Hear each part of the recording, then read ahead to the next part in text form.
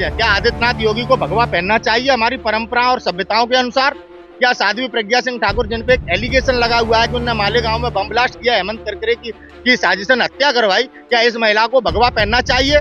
क्या बेटियों के साथ बलात्कार करने वाले भारतीय जनता पार्टी के सांसद चिन्मयानंद को भगवा पहनना चाहिए? पहले अपने गलेबान में झांकिए जब आप किसी और पर उंगली उठाइए। दीपिका पादुकोण एक इज्जतदार परिवार की बेटी है, उनके पिताजी एक स्पोर्ट्समैन है और वह स्वयं आज इस पोजीशन पे है कि दुनिया में दीपिका पादुकोण को जाना जाता है। आप हमारे देश के सम्मानजनक लोगों के साथ इस तरह से खिलवाड़ करते हैं केवल अपनी राजनीति चमकाने के लिए। ये हमारे देश को किस ओर ले जा रहे हैं, इस पर चिंतन करिए। हम भारतीय हैं, हमारा देश है, देश चलाने को दिया था, नीलाम करने को नहीं दिया था। इस पर कौन बात करेगा? इस पर कौन बात करेगा? आज देश इन परिस्थितियों में है कि हमारे सिस्टम में बैठे, जो सिस्टम में लोग बैठे हैं, इनकी तनख्वाहें दे पाने में असमर्थ है भारत सरकार। आज देश के नौजवानों को रोजगार देने में असमर्थ है भारत सरकार। इन पर कौन चर्चा करेगा? राहुल गांधी जी देश के नागरिकों का ध्यान वास्तविकता की ओर ला रहे हैं। उन्होंने सदैव अपने राजनीतिक कैरियर में सच बोला, जिसको इन्होंने भगवा के नाम पर, धर्म के नाम पर आप लोगों को गुमराह किया है।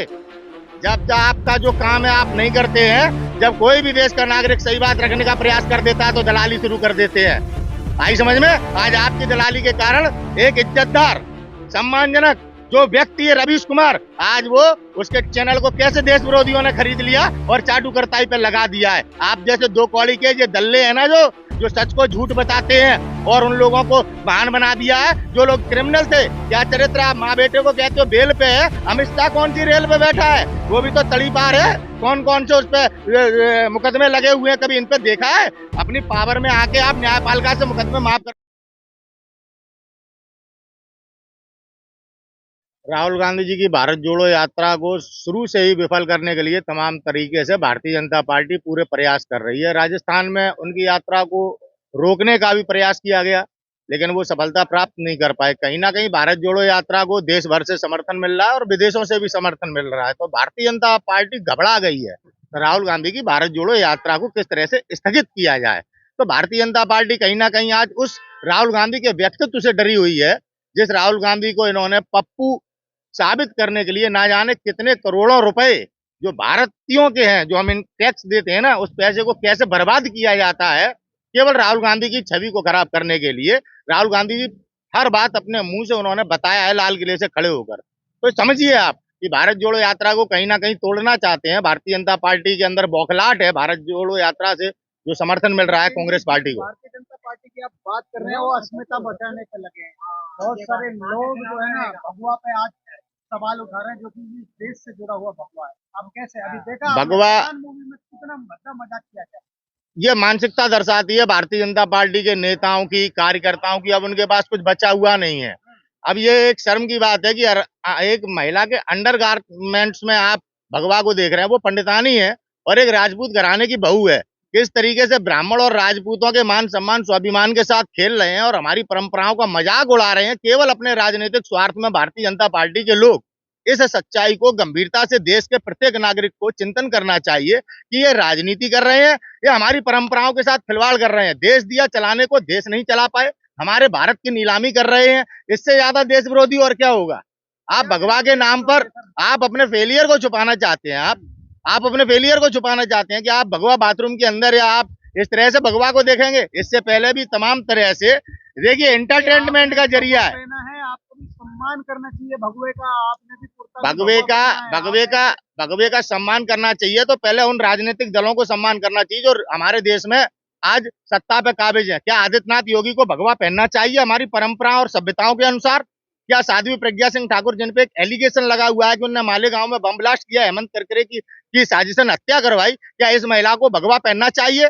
क्या बेटियों के साथ बलात्कार करने वाले भारतीय जनता पार्टी के सांसद चिन्मयानंद को भगवा पहनना चाहिए? पहले अपने गलेबान में झांकिए जब आप किसी और पर उंगली उठाइए। दीपिका पादुकोण एक इज्जतदार परिवार की बेटी है, उनके पिताजी एक स्पोर्ट्समैन है और वह स्वयं आज इस पोजीशन पे है कि दुनिया में दीपिका पादुकोण को जाना जाता है। आप हमारे देश के सम्मानजनक लोगों के साथ इस तरह से खिलवाड़ करते हैं केवल अपनी राजनीति चमकाने के लिए।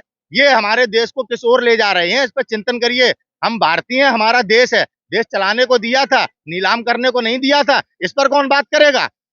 इस पर कौन बात करेगा? आज देश इन परिस्थितियों में है कि हमारे सिस्टम में बैठे, जो सिस्टम में लोग बैठे हैं, इनकी तनख्वाहें दे पाने में असमर्थ है भारत सरकार। आज देश के नौजवानों को रोजगार देने में असमर्थ है भारत सरकार। इन पर कौन चर्चा करेगा? राहुल गांधी जी देश के नागरिकों का ध्यान वास्तविकता की ओर ला रहे हैं। उन्होंने सदैव अपने राजनीतिक कैरियर में सच बोला, जिसको इन्होंने भगवा के नाम पर, धर्म के नाम पर आप लोगों को गुमराह किया है। जब आपका जो काम है आप नहीं करते हैं, जब कोई भी देश का नागरिक सही बात रखने का प्रयास कर देता है तो दलाली शुरू कर देते हैं। आई समझ में? आज आपकी दलाली के कारण एक इज्जतदार, सम्मानजनक जो व्यक्ति है रवीश कुमार, आज वो उसके चैनल को कैसे देश विरोधियों ने खरीद लिया और चाटू करताई पे लगा दिया है। आप जैसे दो कौड़ी के ये दल्ले हैं ना, जो सच को झूठ बताते हैं और उन लोगों को बहान बना दिया है। जो लोग क्रिमिनल थे, क्या चरित्र आप माँ बेटे को कहते हो बेल पे है, अमित शाह कौन सी रेल पे बैठा है? वो भी तो तड़ी पार है। कौन कौन से उस पे मुकदमे लगे हुए हैं, कभी इन पे देखा है? अपनी पावर में आके आप न्यायपालिका से मुकदमे माफ करवा लो तो क्या आप राम बन गए? किस तरह के चरित्र इन लोगों के जो सत्ता में बैठे हुए हैं। कोई राजपूत मस्जिद को तोड़ के मंदिर नहीं बना सकता। धर्म को जानते हैं, पहचानते हैं, बलिदान देते हैं धर्म के लिए। याद रखना इस बात को। हिंदुत्व के नाम पे मस्जिद तोड़ दो, मस्जिद तोड़ दो, यही कहता है सनातन धर्म। कोई मुझे अपने देश का धर्म गुरु बताए। क्या हमारे धर्म संसद में हुआ? हमारे राष्ट्रपिता जिनको दुनिया मानती है, हमारे देश में धर्म संसद के नाम पर हमारे महात्मा गांधी जी की आलोचना की जाती है। आप बात करते हैं भगवा के मान सम्मान की। कौन करेगा भगवा का मान सम्मान? ये दो कौड़ी के लोग जो भगवा की दलाली करके आज सत्ता में बैठे हुए हैं, भाई से भाई को लड़ा रहे हैं, जो भगवा के नाम पर मस्जिद को तोड़ते हैं, कभी चर्च को तोड़ते हैं, जो भाईचारा मिटा रहे हैं, जो किसी भी इज्जतदार नागरिक को देश में सर उठा के जीने नहीं दे रहे। इनके बाप की बपौती है क्या ये देश? इनका खुद का एंकर संबित पात्रा टीवी पर बैठ के कहता है कि मोदी जी देश के बाप है। ये भारतीयों के लिए, 150 करोड़ नागरिकों के लिए डूब मरने की बात है। मेरे बाप का नाम श्री उदयपाल सिंह सेंगर है। मोदी इस देश के बाप नहीं है, इस बात को याद रखना। भगवा के नाम पर कब तक गुमराह करेंगे? राहुल गांधी जी ने भारत जोड़ो यात्रा के माध्यम से पूरी दुनिया में अपनी वास्तविकता को उजागर कर दिया है। घबरा गई तुम्हारी भारतीय जनता पार्टी। ये 56 इंच का शेर नहीं है, चाइना अंदर घुसा बैठा है। बता नहीं पा रहे देश को, राष्ट्रीय सुरक्षा के नाम पर सच छुपा रहे हैं। आप जैसे घटिया लोग, 15 लाख मिल गए, 2 करोड़ रोजगार मिल गए, स्मार्ट सिटियां बन गई हैं। पप्पू कौन है बेटा? बेटियां आज सम्मानजनक तरीके से जी नहीं पा रही। जब दीपिका पादुकोण जैसी इज्जतदार बेटी आज देश में जी नहीं पा रही है। आप जेएनयू में किस तरह से बेटियां मारी जाती हैं, आज कैसे नौजवानों को टुकड़े टुकड़े गैंग कहा जाता है। पप्पू कौन है? जरा गलेबान में सच्चाई को देखो। नहीं देखोगे ना तो समय मुंह पे तमाचा मारेगा, तब देखोगे। चिंता मत करो। भगवा का अपमान करेंगे? भगवा का अपमान कौन करेगा? आगे चाटू करता ही पे बेटा है। जेई पत्रकारिता का काम है, सच तो दिखा नहीं सकते। क्या है भगवा का अपमान? भगवा का अपमान हरे कृष्णा हरे रामा करके नग्नता फैला रहे थे भूल भुलैया में। आज उससे इंटरव्यू दिलाते हो, हमें भगवा का अपमान और मान सम्मान पढ़ा रहे हैं आप। वो तो एक बीच पे गाना गाया जा रहा है, बीच पे आप जाते तो अपने फैमिली को कैसे लेके जाते? कॉस्ट्यूम पहनना पड़ेगा। आप सिटी में आपके यहाँ पे बना हुआ है वाटर पार्क, उसके अंदर जाते हो, जब आपके बच्चे और आपकी पत्नी नहाती है तो क्या पहनती है? धोती पहनती है या कुर्ता पजामा पहनती है या सूट पहन के नहाती है? कॉस्ट्यूम पहन के नहाती है। तो वो गाना जिस माहौल में बना है वो एंजॉयमेंट करने के लिए। वहां पे आप धर्म को ढूंढना है, आप वहां धर्म को ढूंढना है। यही हमारे देश की बुद्धिजीविता है। यहीं पे हम अपने धर्म को देखेंगे। किस तरह की चाटू करता है, बीच में मत करा करो जब जवाब दे रहे हैं। तो जब सही बोलते हैं ना तो मिर्च लग जाती है। क्या है धर्म? उस गाने में धर्म रखा है? और वो जो वहां पे बागेश्वर धाम पे बैठ के मरे हुए आदमी को जिंदा कर रहा है, संजीवनी उस सतयुग में नहीं थी, सन्यासियों पे सतयुग में। अब तो कलयुग है। बेवकूफ बनते हो और देश को बनाते हो कि बागेश्वर धाम में शक्ति आ गई है, मरे को जिंदा कर देती है। इस तरह का पाखंड देश में हो रहा है और उन्हें तुम धर्मगुरु मानते हो। और महंत नरेंद्र गिरी जिन्होंने मठों को आदेश दिया कि आप अपने मठों में, उन्होंने सर्चिंग शुरू करवाई, पता लगाइए कौन कहां से क्या है, हत्या हो जाती है। सीडीएस जब राफेल की जांच कर रहे होते हैं, हत्या हो जाती है। उस पर 2 जवाब नहीं ले पाए आज तक। है भगवा की दलाली कर रहे हो यहाँ पे। दुर्घटना है वो, तुमने कह दी दुर्घटना है तो दुर्घटना मान लें। क्या प्रूफ है आपके पास? पेगासस नहीं हुआ। राहुल गांधी जी ने पेगासस पे बार बार देश को बोला कि देश में भारत सरकार पेगासस जासूसी कांड करवा रही है। हो गई ना सीडीएस की जासूसी? पेगासस ही उनकी मृत्यु में सबसे बड़ा हथियार है। अब इसकी जांच कौन करेगा? जांच करने नहीं दी जाएगी। जो राफेल की जांच करता है उसे मार दिया जाता है। आप समझिए कि हम षड्यंत्रकारियों के बीच में हैं। ये षड्यंत्रकारी लोग हैं जो आज देश की सत्ता पर बैठे हैं। कभी संविधान के विरोधी हैं, कभी दीपिका पादुकोण के विरोधी हैं, कभी पठान के विरोधी हैं, कभी मस्जिद तोड़वाने लगते हैं, देश की नीलामी कर दी। आज देश में बेरोजगार नौजवान घूम रहा है। अच्छे दिन, अच्छे दिन, अच्छे दिन, अच्छे दिन, अच्छे दिन, अच्छे दिन, अच्छे दिन। देश की सबसे बड़ी पार्टी सबसे घटिया पार्टी है। कौन कह रहा है बड़ी पार्टी? कौन कह रहा है बड़ी पार्टी? आपके कहने से हो गई बड़ी पार्टी। आपके कहने से हो गई सबसे बड़ी पार्टी। जो चुनाव ईमानदारी से न करवाए इस पार्टी को आप देश की सबसे बड़ी पार्टी मानेंगे। जो रामपुर में जिस तरह से चुनाव में वोट नहीं डालने दे रहे देश की जनता को, इससे ही कहते हैं सबसे बड़ी पार्टी है। जो देश में नफरत फैला, इससे ही कहते हैं सबसे। अपने मुंह से मियां मिट्ठू, अपने मुंह से मियां मिट्ठू ना बने आप। आज माना देश की सत्ता पर हम लोगों ने गुमराह होकर बैठाया। ये देश की सबसे बड़ी पार्टी नहीं है, ये देश के सब लोगों को धोखा देकर आगे बढ़ने वाली पार्टी है। समझ गए आप? ये सबके साथ विश्वासघात करके आगे बढ़ने वाले लोग हैं। जब ये सत्ता में आए थे तब इन्हें कितने लोगों का समर्थन लेके चलते थे। आज इनके साथ कितने लोग खड़े हैं। आज इनने सबको पीछे धकेल दिया है। आज इनने सबके मुंह बंद करा दिए हैं। आज देश में किसी भी पार्टी का नेता स्वतंत्रता पूर्वक नहीं बोल पा रहा है। हमने भी 70 वर्ष इस देश में कांग्रेस की सरकार में शासनों को देखा है। एक स्टूडेंट इस देश में पूरी स्वतंत्रता के साथ अपनी आवाज उठाता था। आज स्टूडेंट जब अपनी आवाज को उठाता है उसे टुकड़े टुकड़े गैंग कहते हैं। ये गुंडे जो भगवा धारण करके आज हमें भगवा का मान सम्मान स्वाभिमान पढ़ा रहे हैं, ये हमें राष्ट्रवाद पढ़ाएंगे, जिन्होंने हर देश में देश विरोधी गतिविधियों को बढ़ावा दिया है। आज कहाँ है देवेंद्र सिंह? कैसे आजाद घूम रहा है और पत्रकार जेल काट रहा है। पत्रकार जेल काट रहा है। वो देवेंद्र सिंह जो पुलवामा में आरोपी है, जिसने कितनी बड़ी भूमिका निभाई उस कांड में, आज उससे कोई जवाब नहीं करता। तुम लोग मीडिया वाले देश के सबसे बड़े गद्दार हो। भाजपा तो कम है, तुम उनसे बड़े गद्दार हो। तुमने अपने पद की जो दलाली की है, तुमने जो अपने पद की दलाली की है, देश सदैव याद रखेगा। इसे इतिहास में लिखा जाएगा। समझे? सवाल करना क्या करते सवाल आप? कितने सवाल आपने पिछले 8 सालों में देश की सत्ता से किए? गृह मंत्री तुमको गाली देकर हटा देता है। तुम्हारी औकात नहीं तुम सरकार से सवाल कर सको। प्रोपगंडा उनके जिनकी 2 पैसे की औकात नहीं है, जो भगवा की दलाली करते हैं, जो वो ट्रेड चलाते हैं, उस ट्रेड को तुम फॉलो करते हो और देश में आग लगाने में उनकी मदद करते हो।